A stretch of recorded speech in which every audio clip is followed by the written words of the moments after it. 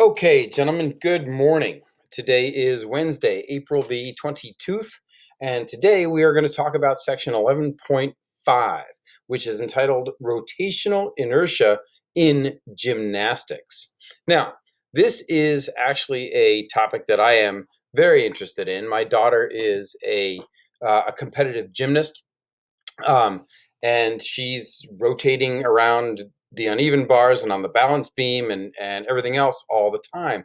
Um, and it's kind of interesting to apply what I teach you guys in physics about rotational inertia to the things that she does in gymnastics. So, one of the things that we have to talk about is the what axis of rotation are we actually going to use? And it turns out that there are actually three different rotational axes that we can use in this case. First, and you can see them here, the first one is located at the top of the head.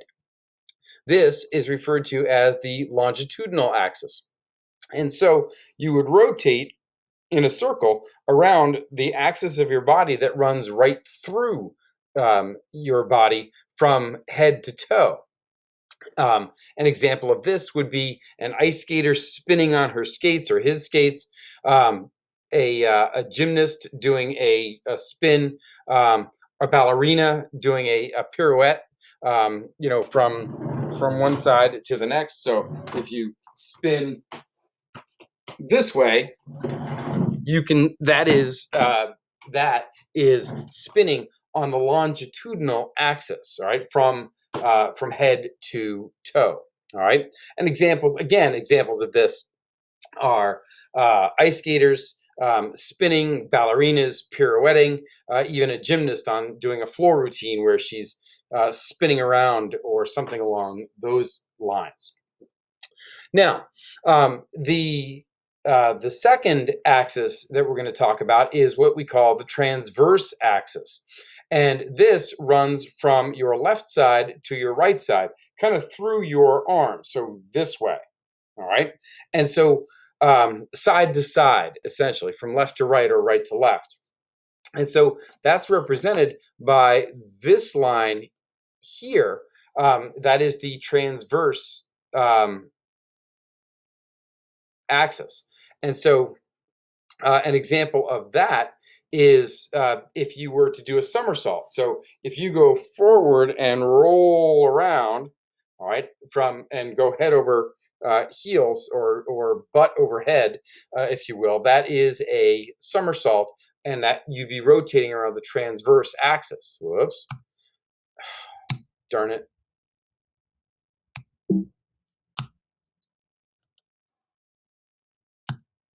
There we go. The third one is the median axis, which is located at this line. And this is the one that goes right through your body, right, from front to back. And an example of rotating around this axis would be doing a cartwheel. So you would turn and rotate this way.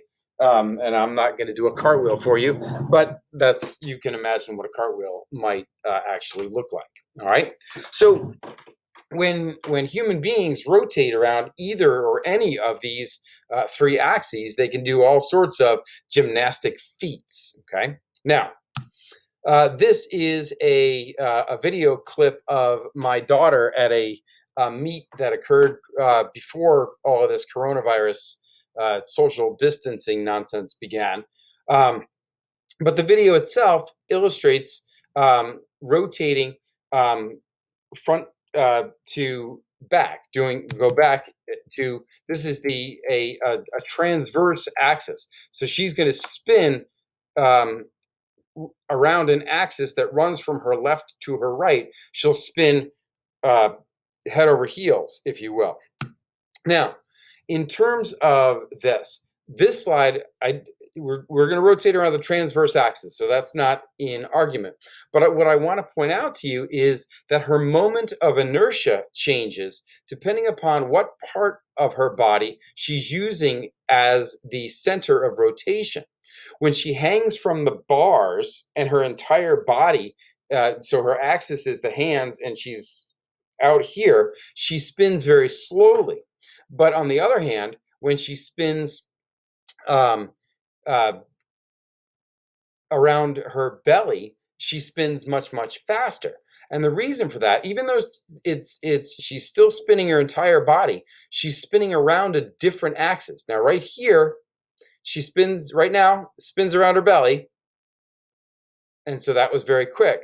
But if you watch the very beginning of when she gets to the high bar and the very end of when she's on the high bar, she's rotating around her hands, right? And they're extended. And at that point, it's much slow, right? And so if you watch it, we'll watch it one more time and then move on. She goes up to the high bar,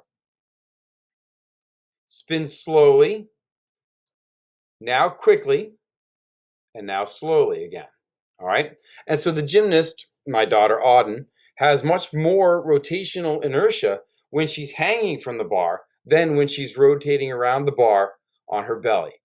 All right. And so that's how the moment of inertia plays into revolving around this transverse axis. Okay. So that brings us to example number 5 in chapter 11. And in this case, we're going to talk about a scenario where I don't know what I do with my textbook. Oops. So the question is, why is the rotational inertia? I don't remember what the question is. Greater. Oh, I know what it is.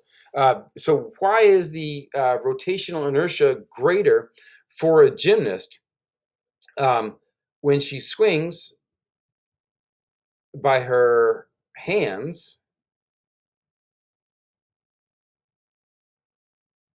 from a horizontal bar?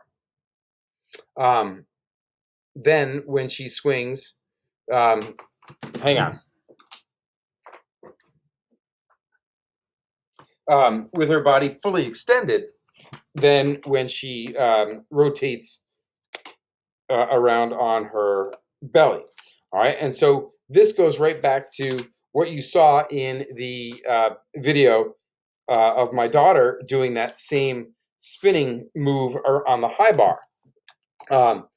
And so if she's hanging with her body fully extended, then when she executes a somersault, it's the difference is that the somersault, she's rotating around the axis in her belly, whereas in the horizontal bar, and she's hanging from her hands, she's moving her entire body around the axis of her hands. What's the difference there? Well, the difference is that the center of rotation is different. So I'm going to draw 2 stick figures here. All right, here's one.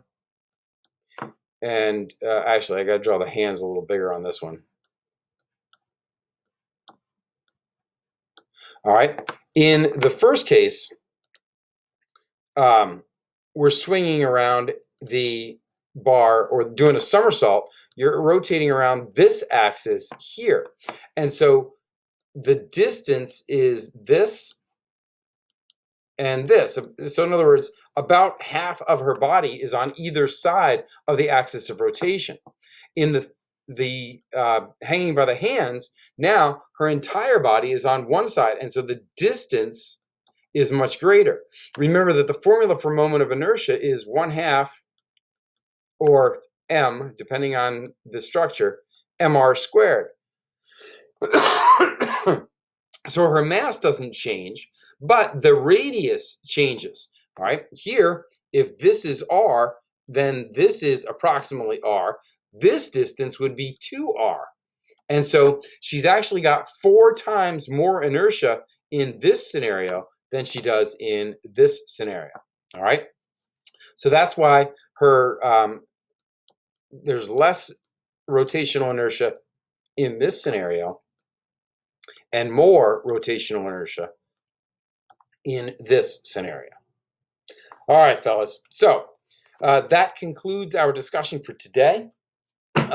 Your homework for tonight is to do worksheet 11-2.